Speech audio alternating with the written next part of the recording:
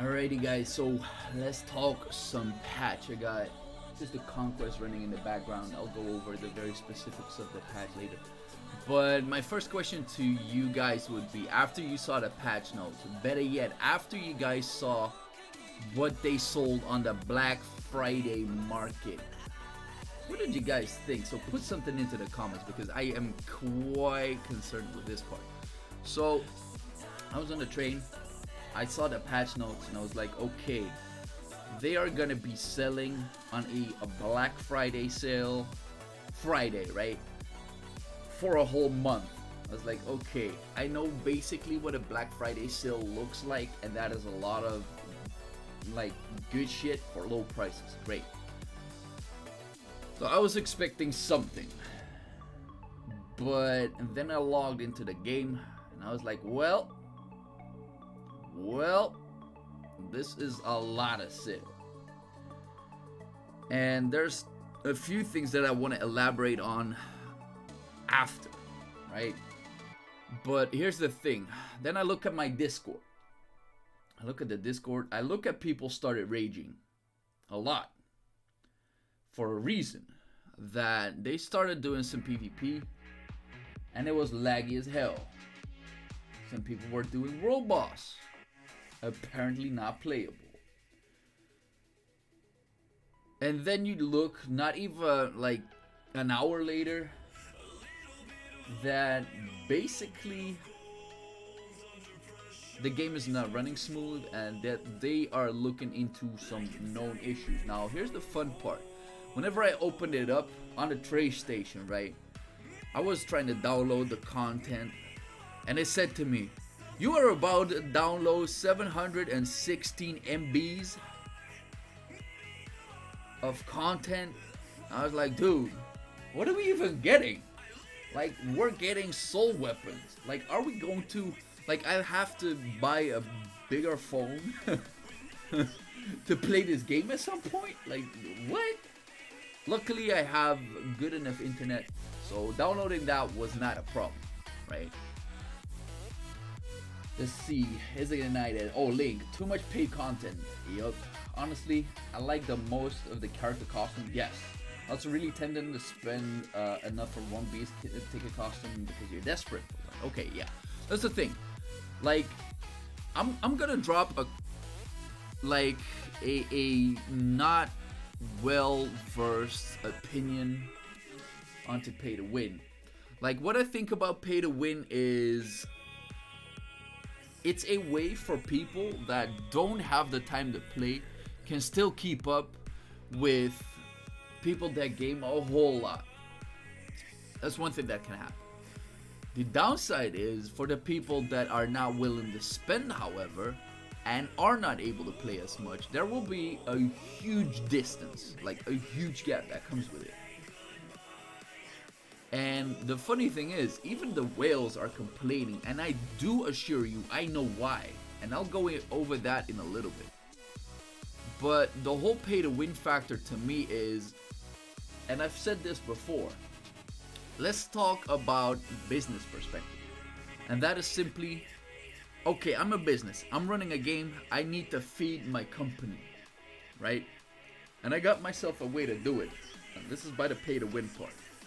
Now, what I'm thinking is, I have seen a lot of games die out over the years, mainly for one issue, that is money. Also, another issue is pay to win. And those two need to come together, right? And this is where the problem, but also the solution is. Because what if the big whales are actually the guys that make it possible for us to still play this game? Because let's say there's no payment coming for this game. Not at all.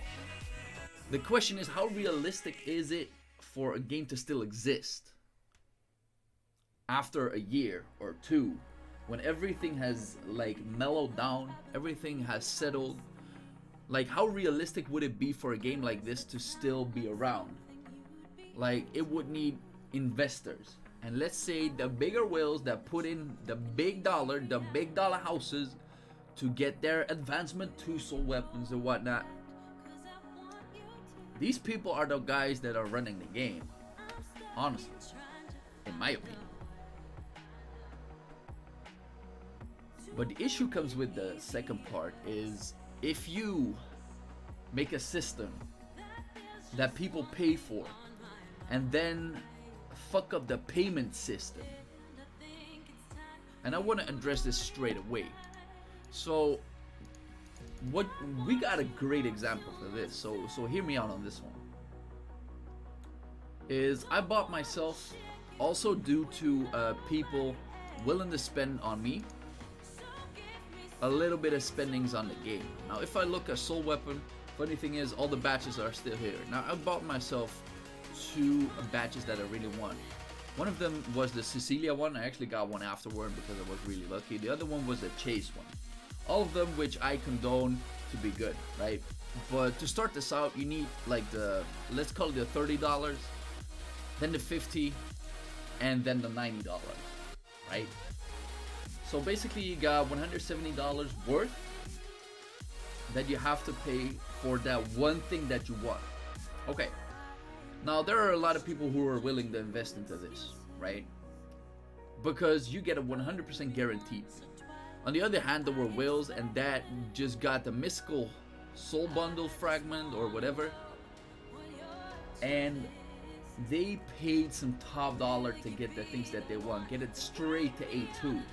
Now what if you say to the people, not only do these guys get their soul weapons, no, we're gonna make something like a month, no, like 2 months after, let's think a big, we get it 2 months after, and we play like Oprah. You get your soul weapon. You get your soul weapon. You get your soul weapon. And what they do is they make a package for $90. So let's say 50% off on what people are originally paying.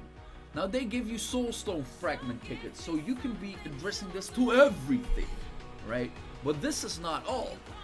Brilliant Ether, 50.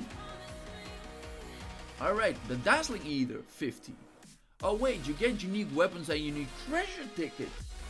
Oh wait, you get some basic rubies and you get a black token. And the fun fact is, if you buy 2 of them, you're almost already at advancement 1. Guess what? You can buy it 3 times, right? So if you look at the worth of the money that you have to invest into this to get wherever the whales are, is way less. I'm a spender. I would not call myself a whale because, well, I do not spend nearly as much money as some of my guildies. I'm in the top EU guild, and I've seen some people pay some top dollars to get their advancement 2s and whatnot.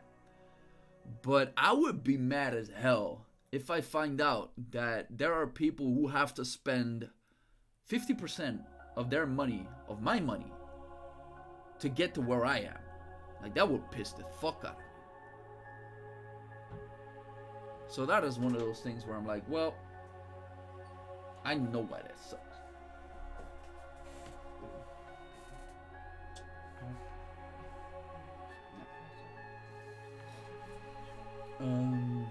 Ik moet er om 11 uur zijn.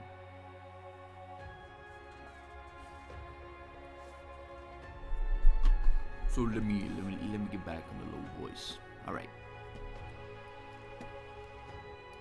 Let me just lower this up. So, if you're looking at from that point of view, that would get me mad. But what if I pay all those top dollars, right? And I log into a game that every single time on the last 3 patches breaks down instantaneously,